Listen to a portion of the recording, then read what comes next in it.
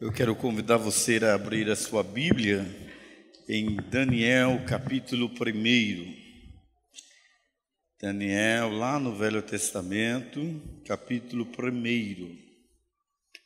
Nas quartas-feiras eu tenho falado que eu tenho optado pela não projeção dos versículos, para a gente voltar a folhear, ao menos acessar a Bíblia, que alguns acessam, e a gente voltar a se familiarizar com os textos bíblicos. Então, Daniel, capítulo 1, diz assim: no 3º ano do reinado de Jeoaquim, rei de Judá, Nabucodonosor, rei da Babilônia, veio a Jerusalém e a sitiou. E o Senhor entregou, olha o que aqui diz o versículo 12: e o Senhor entregou Jeoaquim, rei de Judá, nas suas mãos, e também alguns dos utensílios do templo de Deus.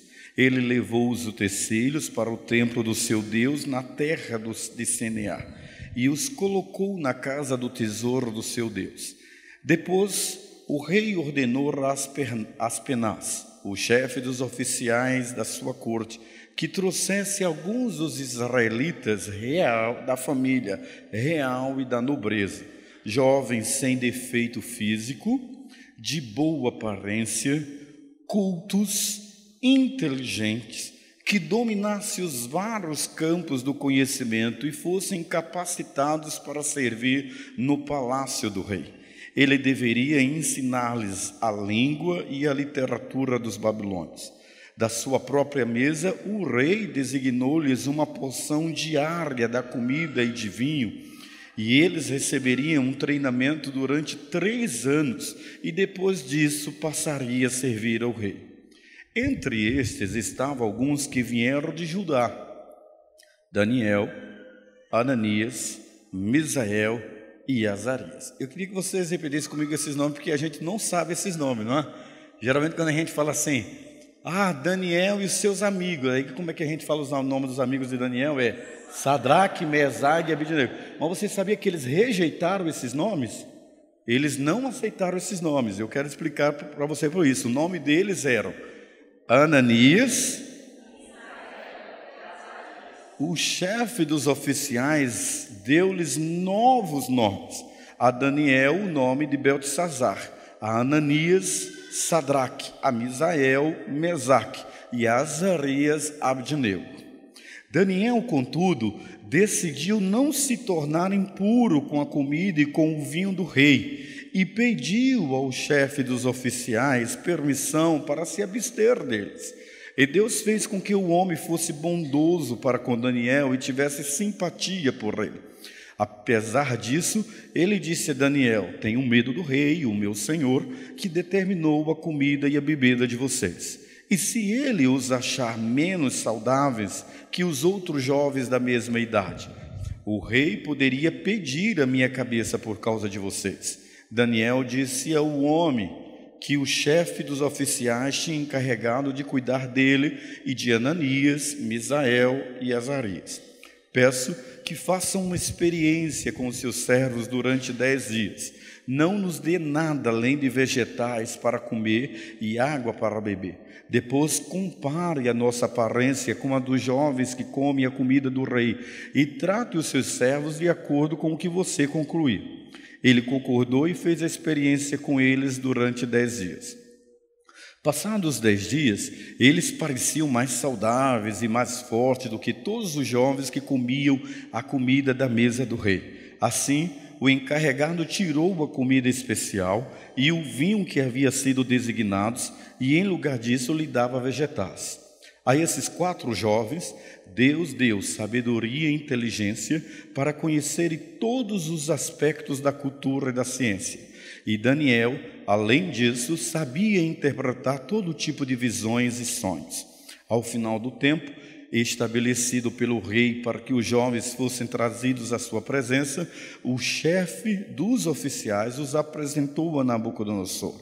O rei conversou com eles e não encontrou ninguém comparável a Daniel, Ananias, Misael e Azarias, de modo que eles passaram a servir o rei. Amém? Você pode curvar sua cabeça, eu quero fazer uma oração por todos nós.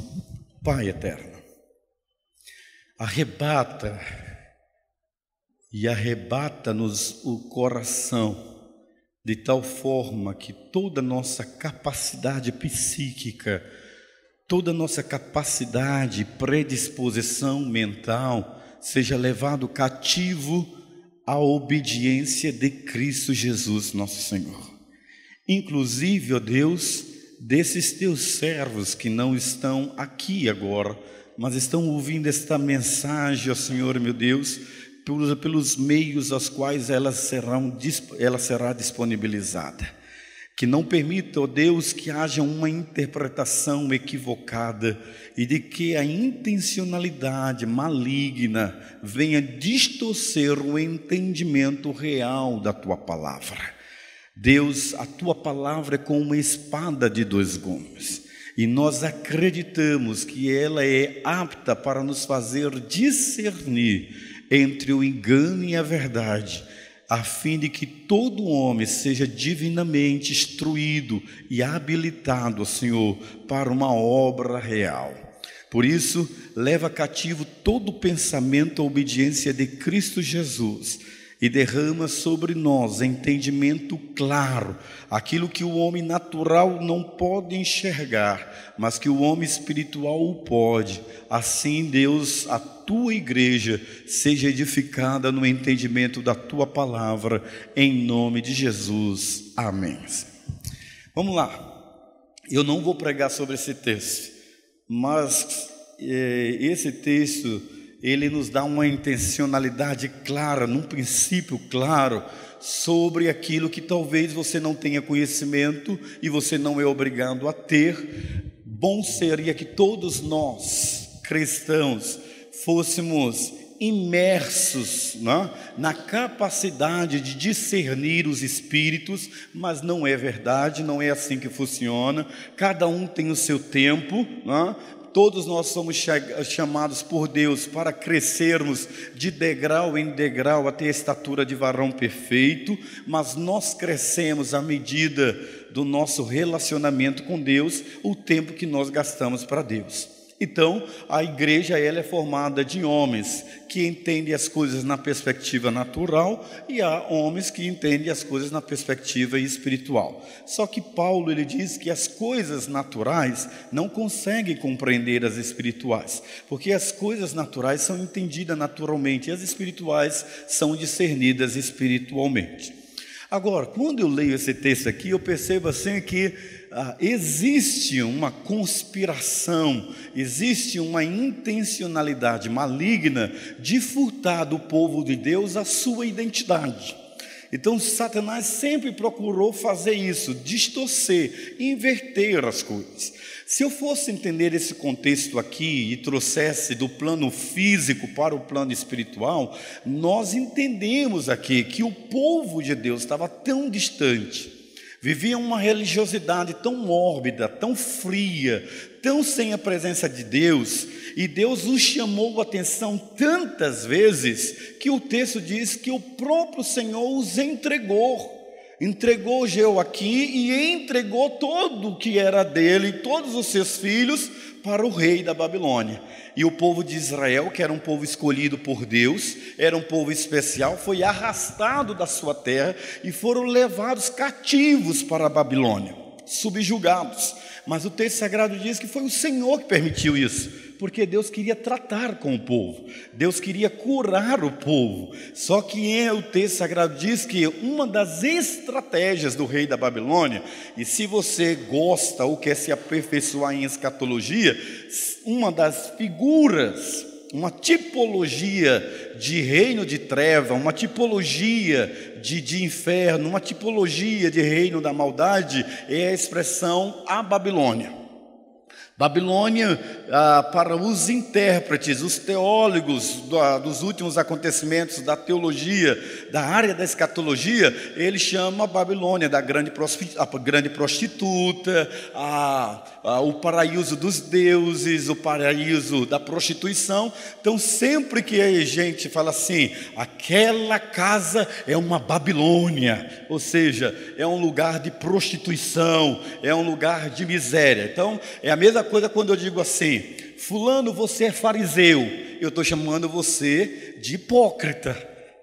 Farisaísmo é isso. Então, nesse sentido, nós pegamos algumas linguagens, e a Babilônia era este lugar. Só que o rei da Babilônia era um rei que ele tinha uma concepção de fazer uma mistura entre as raças. Ele entendia que ele precisava unificar os povos e as culturas, e para isso ele precisava fazer um processo que ele não conseguiu, os gregos conseguiram, que foi o processo da helenização, que é, por exemplo, o que acontece hoje na nossa língua, no português, não é? Nós temos muitas palavras estrangeiras no nosso vocabulário. Por quê? Porque a língua oficial é o inglês, e a gente acaba falando um estrangeirismo.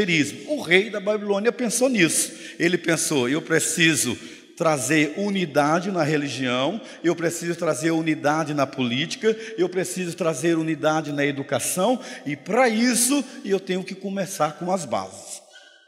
E a base principal era a juventude. Então o que ele faz? Ele manda trazer o versículo 6, alguns, perceba o versículo aí, que não só foram esses 4 que vieram de Judá, que vieram de Israel. Não, ele trouxe todos os jovens. Ele conquistou várias tribos de Judá. E aí ele traz esses jovens para a Babilônia, e o texto sagrado diz que ele diz assim, mas eu não vou hostilizar. E eu vou fazer com que eles esqueçam a origem deles. Eu vou fazer com que eles abram mão dos princípios dele. Eu vou fazer com que eles abram mão da cultura deles. Eu vou fazer com que eles entendam que a Babilônia é o melhor lugar do mundo e o rei da Babilônia é o cara. Então eu quero que eles recebam a melhor educação. Vou investir na educação, eu vou investir na comida, eu vou aliciar esses jovens.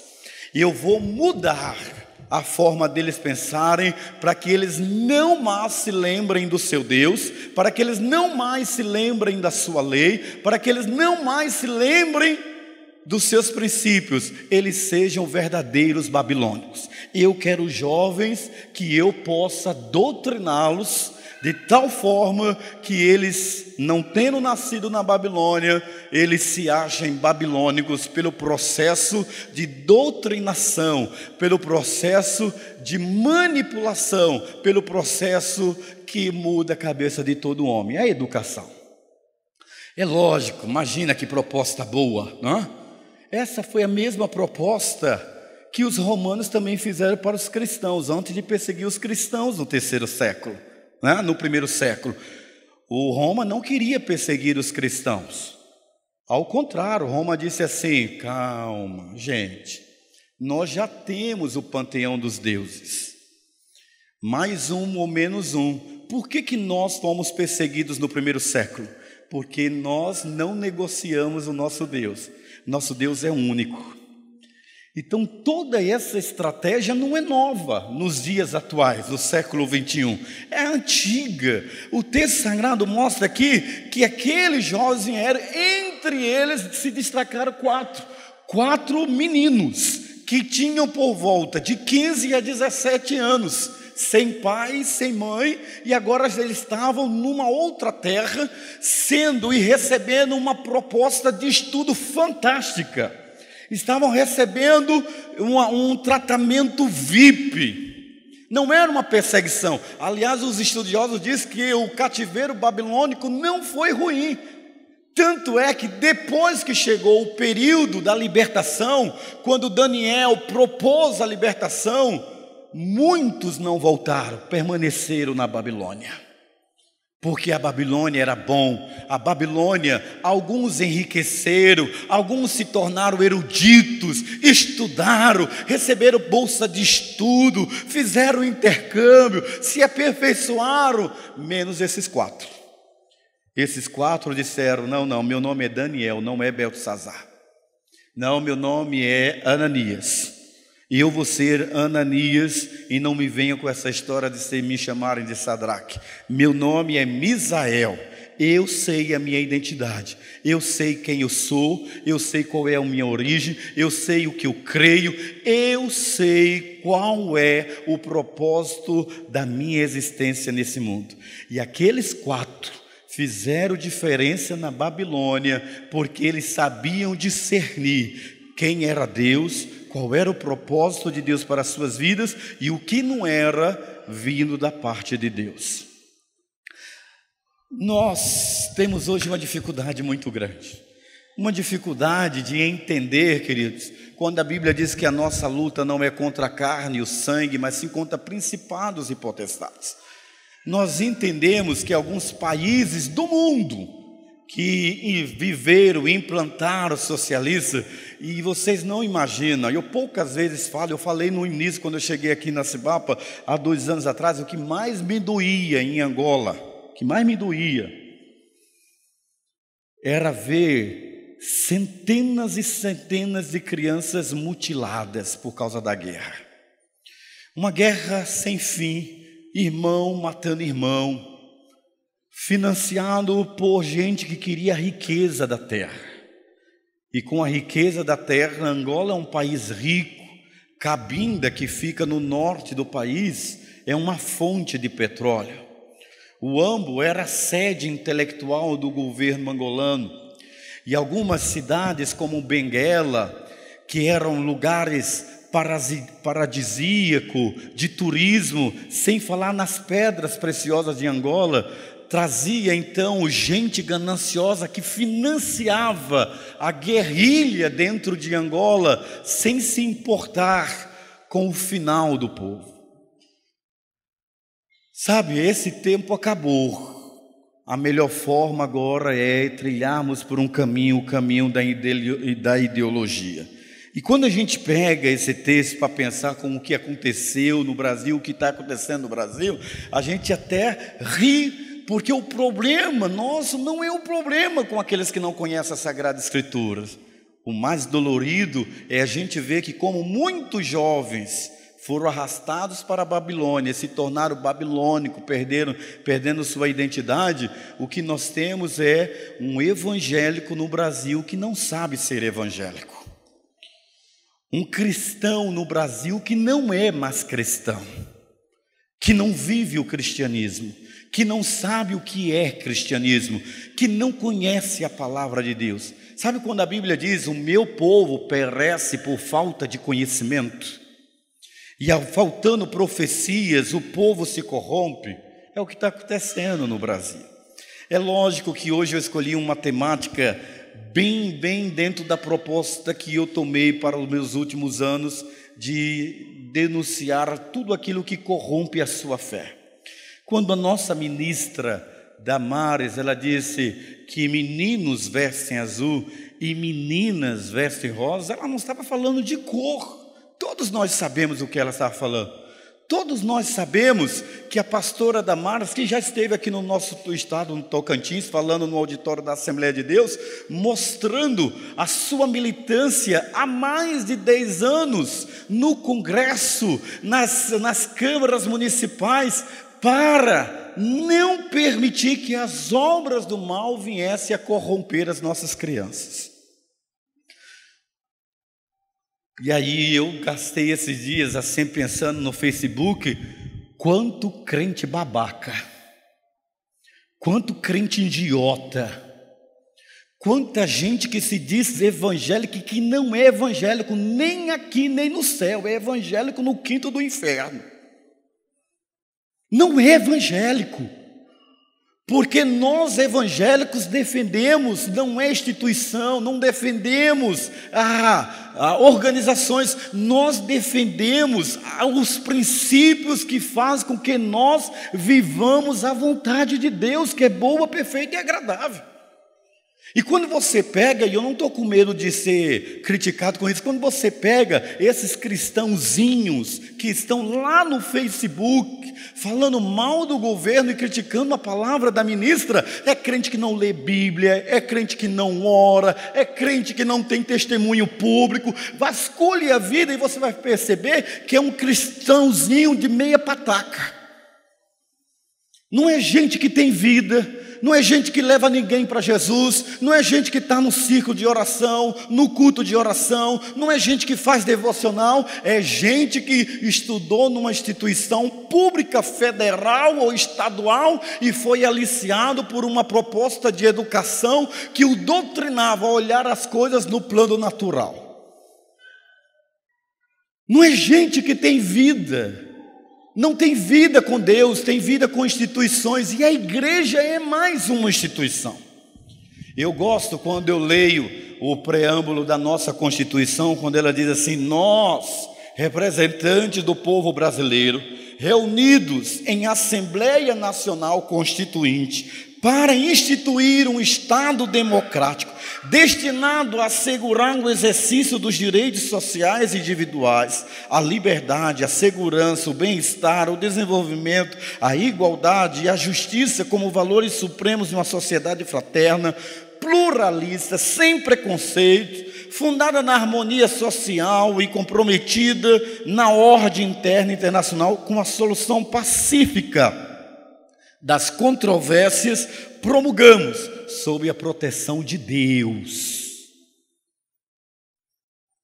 Nosso Estado pode ser laico, podemos não ter uma religião oficial, mas nós brasileiros acreditamos em Deus.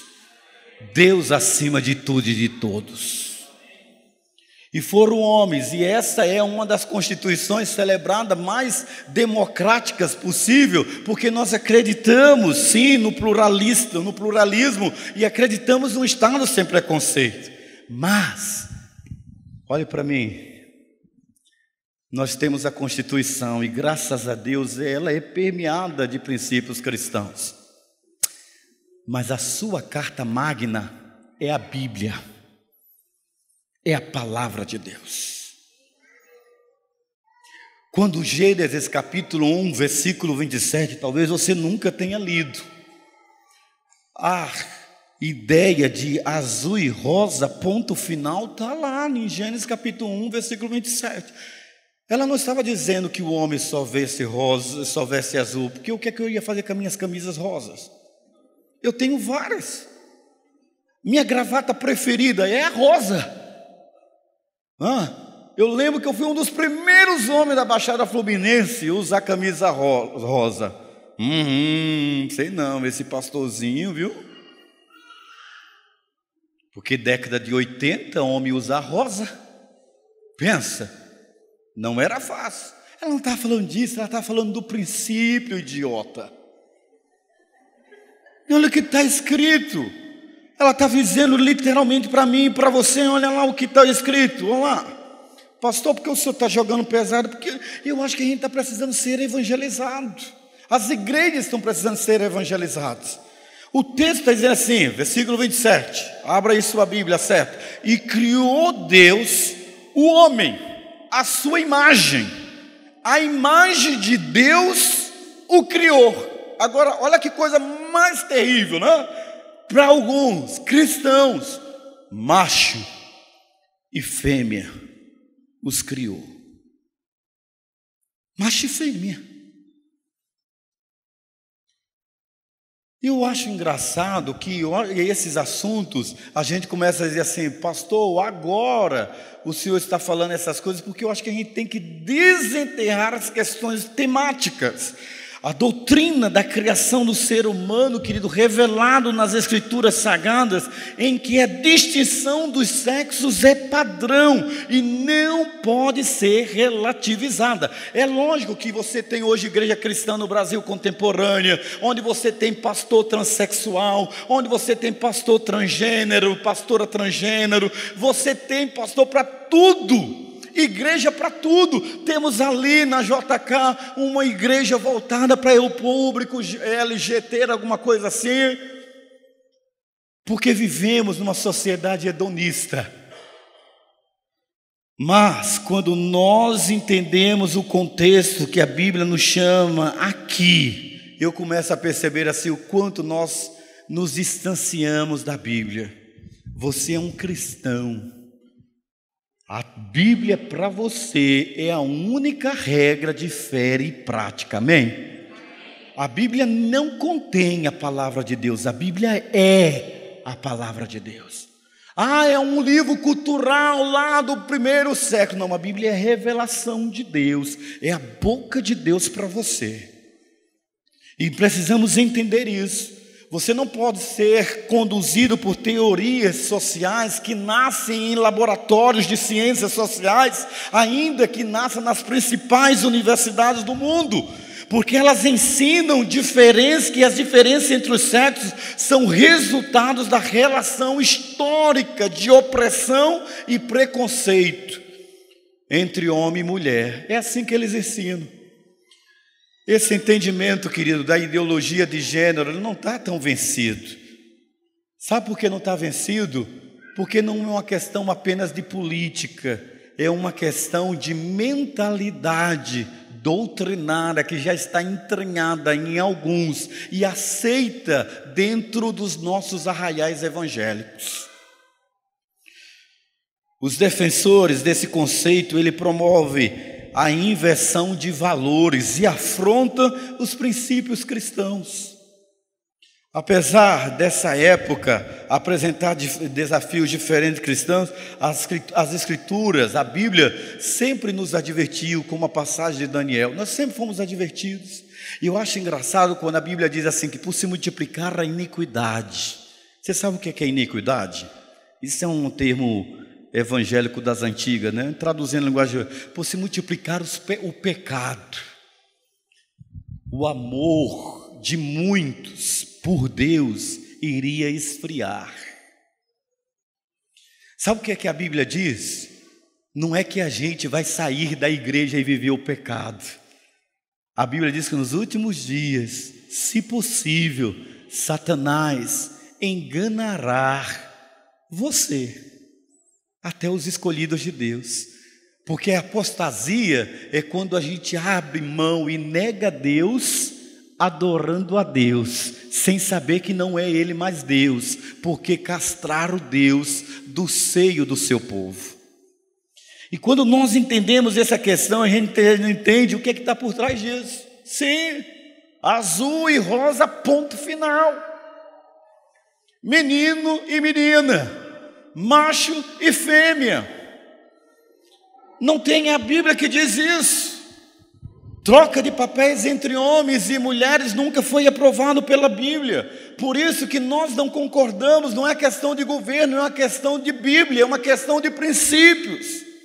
Eu posso ter um amigo gay, meu filho pode até se tornar gay, eu posso ter gente amada que é gay, mas isso não quer dizer que eu vou desrespeitá-lo, que eu vou deixar de tratar com respeito, de garantir os direitos sociais garantidos pela Constituição a ele, mas não quer dizer que eu vou olhar isso com normalidade, porque a Bíblia diz que não é.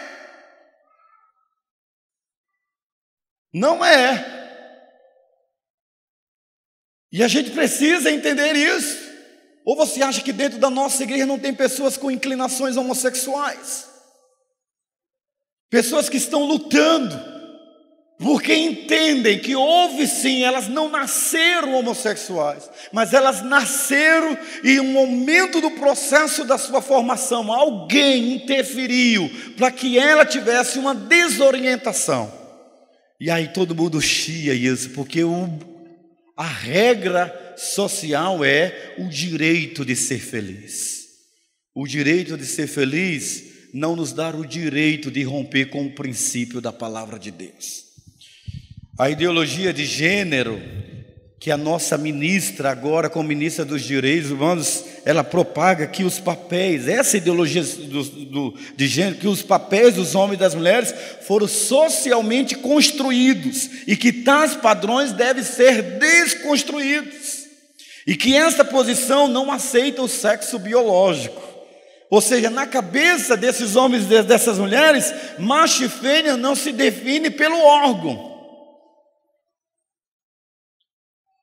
E aí a gente entra em contraste com as Sagradas Escrituras.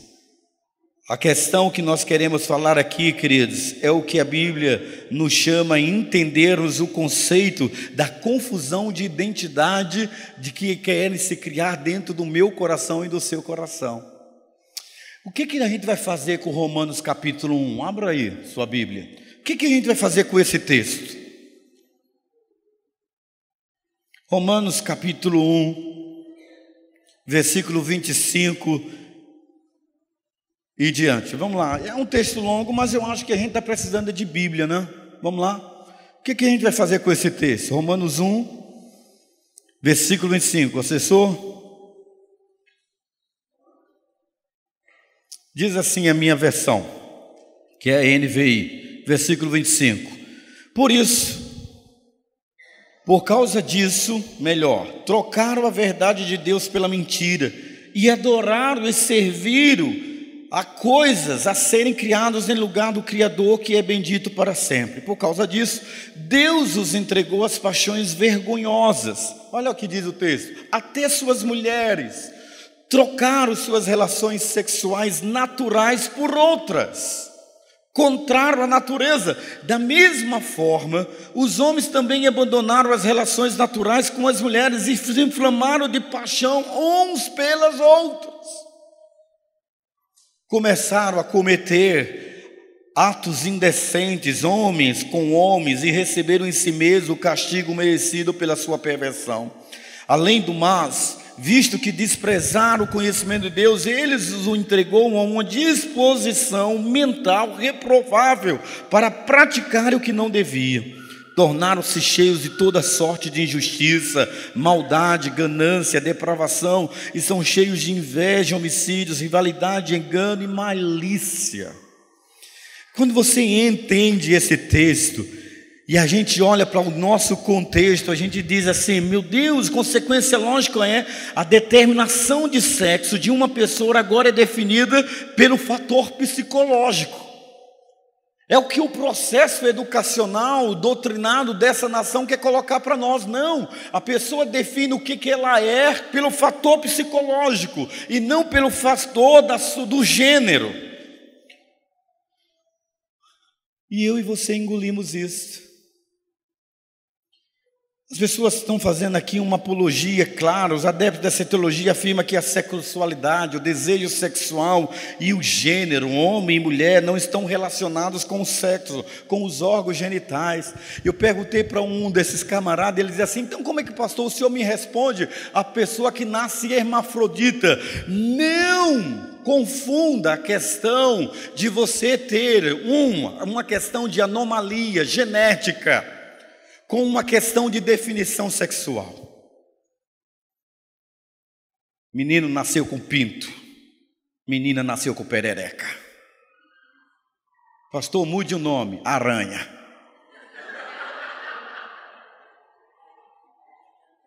Não tem outro, não existe. O que a gente precisa claramente definir para nós, queridos, é que nós cristãos, nós que precisávamos guardar nossas crianças, nós estamos permitindo que a ideologia de gênero e a orientação sexual passe a ser moldada ao longo da vida por outros processos que não a nossa fé. A criança, segundo essa mentalidade, e que esse governo, mas não é o governo, tem que ser eu e você.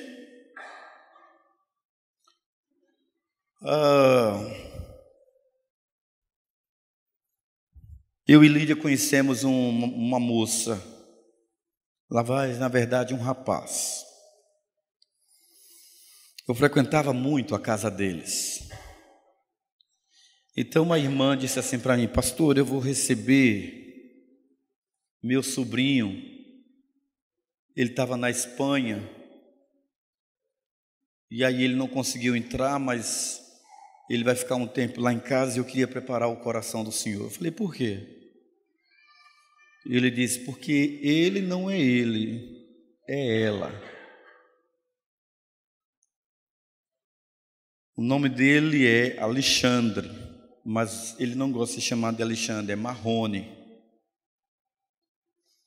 Bom, mas eu pensei que era uma pessoa, né, que estava confusão e tudo. Ele chegou numa terça-feira, na quarta-feira ele veio no culto, foi no culto, e ninguém percebeu que era um homem. Era uma mulher, em todos os aspectos. E ele veio conversar comigo, eu sabia, tá? Mas eu e Lídia tivemos a alegria de acompanhar o Alexandre. Primeiro ele arredio a mim. Depois ele se aproximou desconfiado. Depois ele aceitou que nós fizéssemos estudo com ele. E depois ele abriu a vida para mim. E ele culpava a Deus, ele não era feliz. Mas a história dele era bacana, que ele sempre me autorizou a contar. Bacana de mostrar que as pessoas, elas não nascem fora desse padrão de azul e rosa. Fêmea e macho. A mãe ficou grávida do namorado. Escondeu a gravidez até o último mês.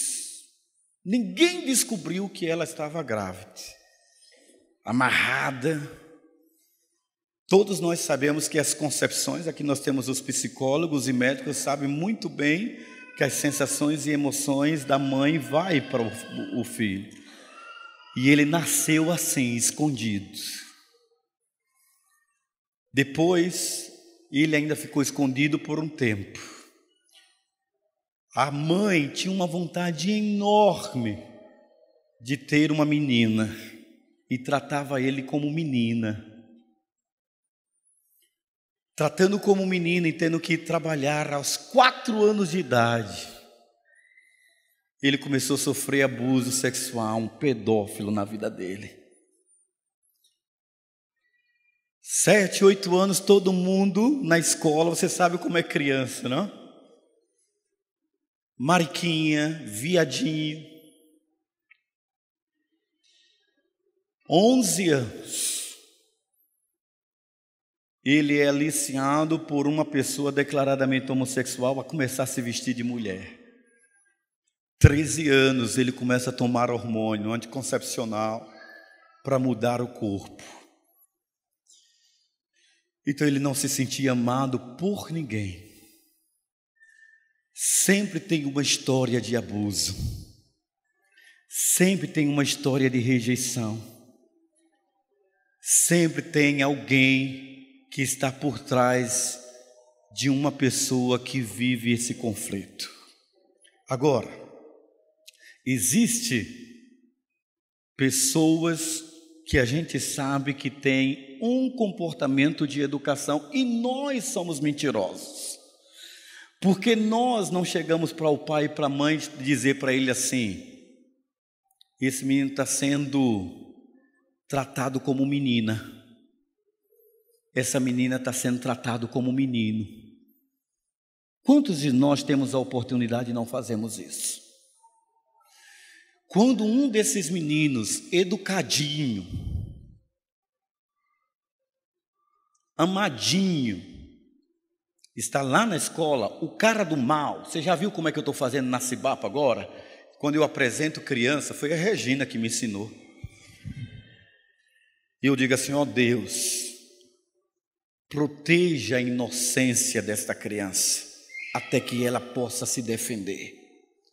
Porque o que a gente faz? Sempre que um menino é delicado, educadinho, fala fininho, tem uns trejeitinhos, porque tem os trejeitinhos, tem alguém do mal, adulto, que vai abusar dele e fazer a iniciação sexual dele. Na minha família tem uma pessoa que vive a homossexualidade e eu dizia sempre assim, olha, está errado esse negócio. Ela queria jogar futebol, nada contra a mulher que joga futebol, nada, viu gente? Não vai me distorcer não, dizendo assim, fazer de mim a segunda Damares não, pelo amor de Deus, viu? Mas começou a jogar futebol, começou a jogar handebol, e era viagem com um monte de menina para lá, e aí eu comecei a ver que ela já estava andando, segurava no saco mais do que eu, era um negócio assim, eu falei, escuta aí, tá esquisito esse negócio. Chamei a família e falei, olha, esse negócio está esquisito. Menina é menina. Eu não estou legando menina a planos domésticos não, viu gente? Porque lá em casa vocês conhecem Dona Lídia. Eu não sei toscar um parafuso. Ganhei lá no Amigo Secreto agora uma caixa de ferramentas. Chave de fenda, várias, para ela. Toma, Lídia. Ela quem troca lâmpada, ela conserta cadeira, ela faz tudo que você imaginar que é de homem, mas é mulher, gente. Você vê pela cara dela. Agora com o cabelo cortadinho, então, né? Pastor, e o senhor faz o quê? O que ela mais detesta: cozinhar. Os meninos lá em casa dizem assim, meu Deus, papai vai viajar, a gente vai comer o quê? Então a gente não está falando, não é disso. A gente está falando do princípio e não das ações. Princípios que nos regem. Então, o aprofundamento da situação da natureza humana relatada pelo apóstolo Paulo aqui essa definição acerca da própria identidade produz no ser humano um efeito destruidor e provoca uma confusão na personalidade, gerando graves problemas de ordem espiritual e psicossocial. A ideologia induz o pior dos pecados, que é a insolência da criatura ao se rebelar contra o seu Criador. Você sabe o que é que nós estamos lidando? Nós estamos lidando com a desvalorização da família. Nós estamos lidando com a fragmentação da família. A ideia de que o desaparecimento dos papéis ligados ao sexo provoque um impacto de deletar a família. Gente, ore por ela. Ser cristão, não entre na pilha do ímpio. Eu já admirava a ministra, vou admirar mais ainda, porque ela aceitou. E a convite, as raposas, os coiotes, as cobras, desafiaram ela a ir lá e dar entrevista. E ficaram aqueles jornalistas que perderam a essência do jornalismo para se tornar marionetes a serviço de uma filosofia que quebra tudo aquilo que nós cremos. E ela foi. Por que ela foi? Sabendo que o que eles iam fazer não era jornalismo, era tentar ridicularizá-la, porque antes de ser ministra, ela tem um PR na frente, ela é uma pastora. Mas antes de ser pastora, ela é uma mulher de Deus que está querendo defender a sua e a minha família. Por isso que nós entendemos que a ideologia de gênero considera a atração pelo sexo oposto, o casamento, a família, estereótipos sociais previamente estabelecidos pela sociedade. Ridicularização. Uma das coisas que eu acredito, e eu quero caminhar para você pensar sobre isso, e é difícil a gente comentar e falar sobre isso sem tomar uma tendência, mas eu acho que já é um momento hoje na vida cristã que eu e você precisamos nos posicionar. Que tipo de cristão eu sou e o que é que eu creio? A Bíblia revela que Deus criou dois sexos anatomicamente distintos. Dois sexos, Ele criou, a não ser que a Bíblia não seja sua regra de fé e prática. O versículo que nós lemos diz que Ele criou macho e fêmea. Portanto, com todo respeito aos médicos aqui presentes, biologicamente, numa leitura teológica, o sexo está relacionado aos órgãos genitais e às formas do corpo humano. Sexualmente, o homem é definido por isso: gênero, macho e fêmea. Portanto, biologicamente, nós entendemos que os seres humanos nascem pertencendo ao sexo masculino ou ao feminino. Nós continuaremos fazendo o dia de príncipe e dia de princesa. Agora, nós cibapenses é que mudamos o nosso comportamento. Nós batistas sempre pensamos assim. Quem é batista aqui há mais de 40 anos, 30 anos ou 20 anos? Levanta a mão. Sabe o que é que nós tínhamos dentro das nossas igrejas para enfatizar e fortalecer menino e meninas? E nós tínhamos poucos homossexuais dentro das nossas igrejas. Poucos. Nós tínhamos os escoteiros batistas. Quem lembra qual era o nome desses escoteiros? Embaixador do rei. Era ensinar o menino a ser homem. Pegavam todos os nossos filhos, levavam para o meio do mato, ensinava eles a montar uma barraca, ensinava eles a montar uma fogueira, ensinavam eles a jogar, ensinavam eles a brigar, e era uma briga santa. E nós tínhamos a organização que fortalecia as meninas a serem meninas. Qual era o nome delas? Mensageiras do rei. E elas tinham títulos de princesas. E tinha festa. Vai lá no La Batista, Judite ainda faz. Até você que é a favor da modernidade, mas você não quer um filho que não seja nem macho nem fêmea, você fica orando dizendo: Senhor, venha o que quiser, o Senhor é dono de tudo. Mas se for uma menina ou um menino, eu aceito. Então o que é que você diz? Uma menina ou um menino?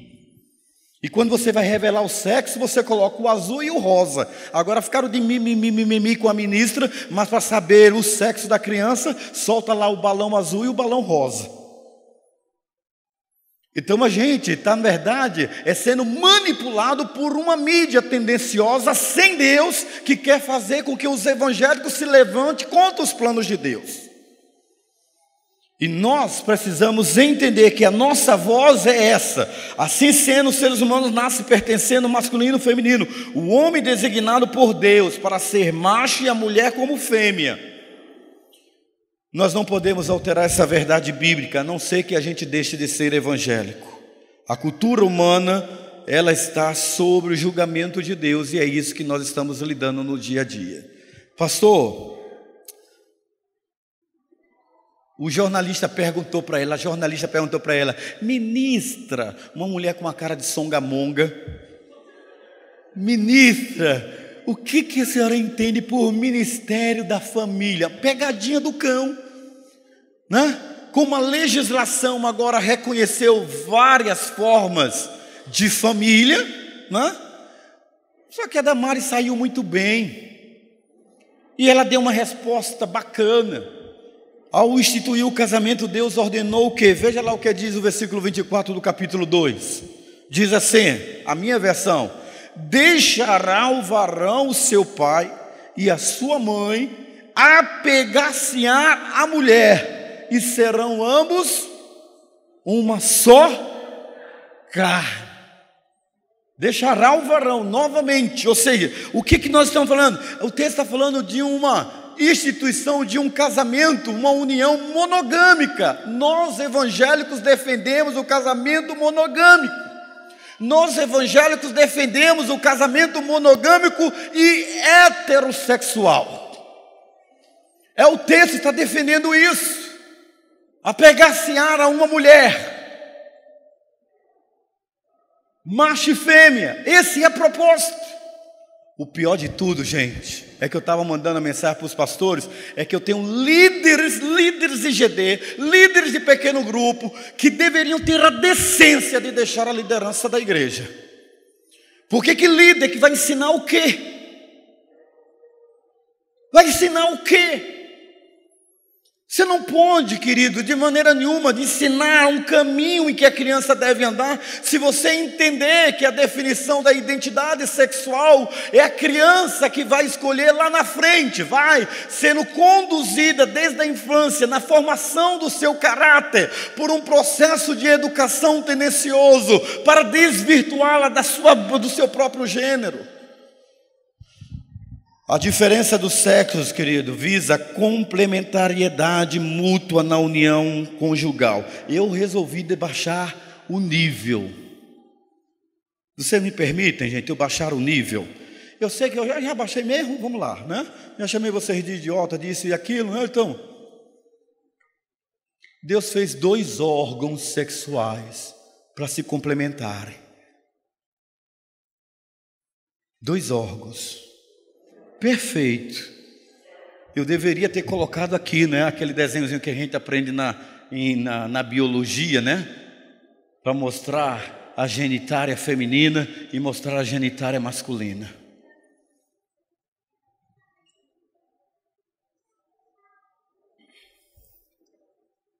Veja forte o que eu vou dizer para você. Eu sei que nós temos menores de idade aqui, mas eles sabem mais coisas do que vocês.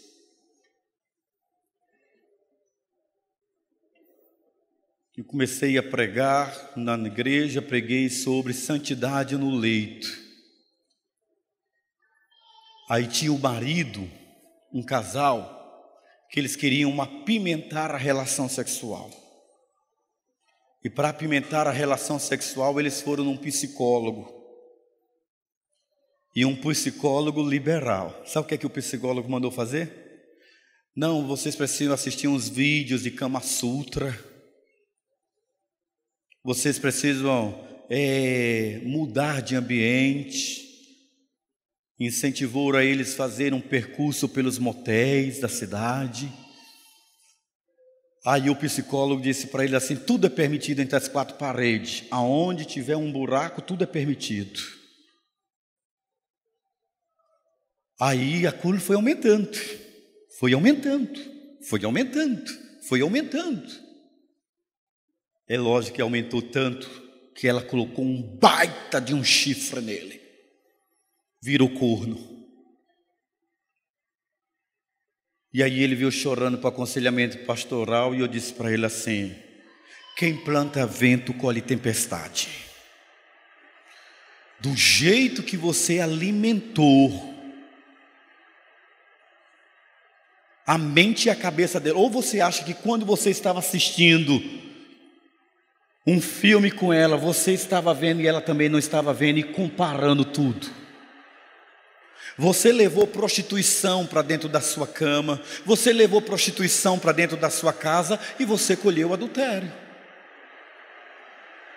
Princípios é o que está sendo proposto para nós nesse tempo. Sabe por quê, queridos? Porque Deus quer restaurar a família brasileira, amém?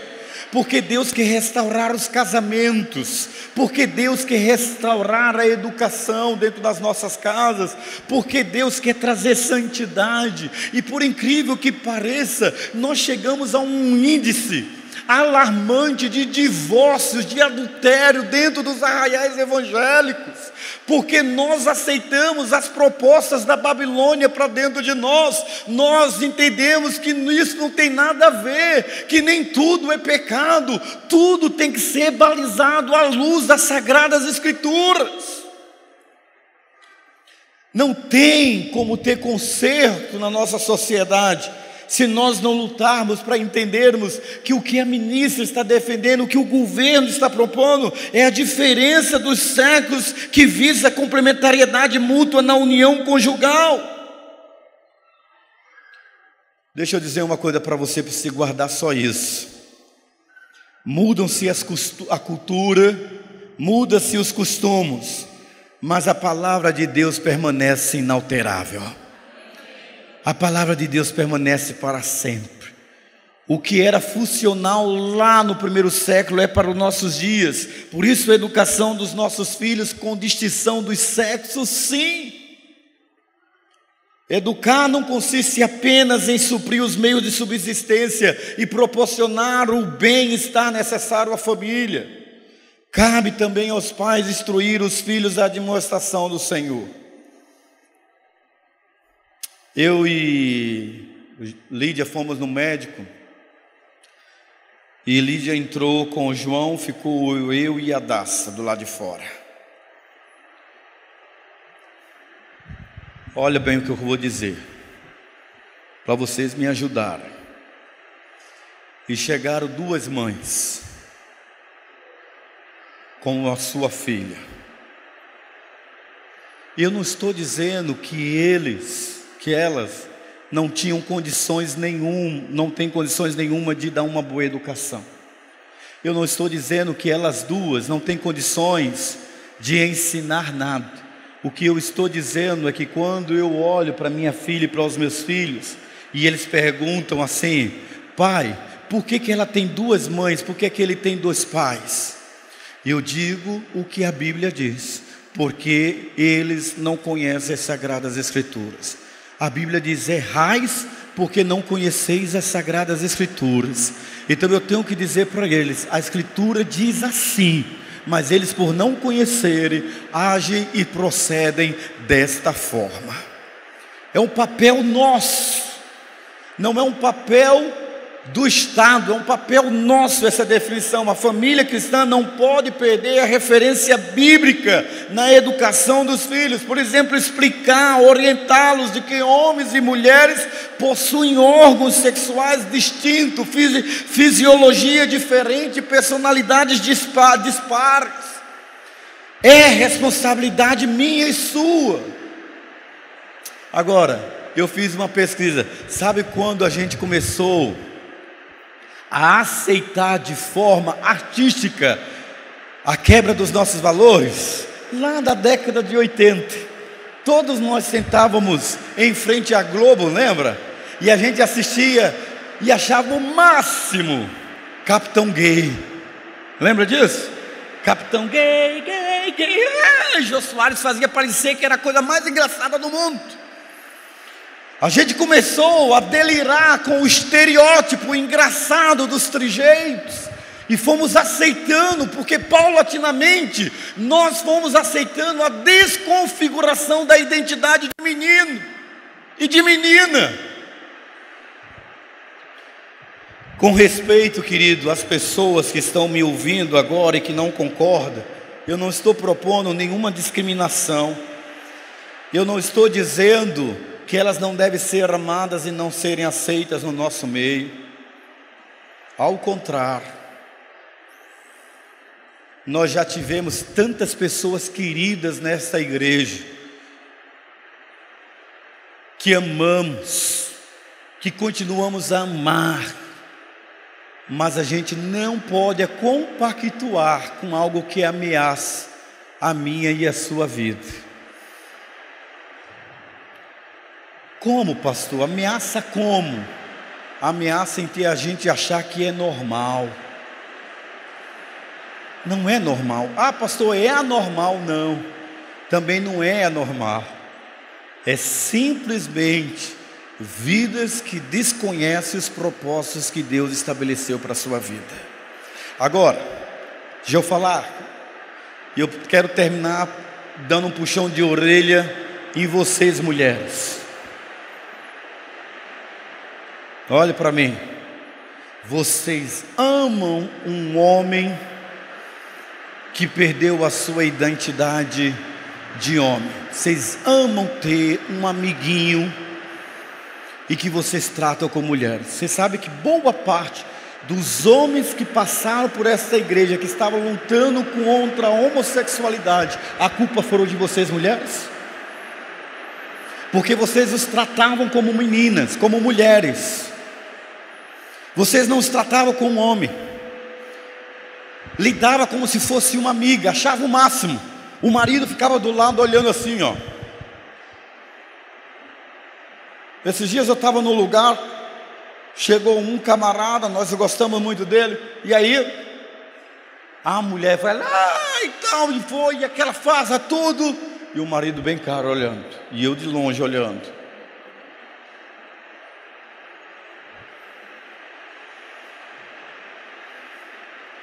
todo homem que entrar por essa porta, toda mulher que entrar por essa porta, tem que ser tratado homem como homem, mulher como mulher.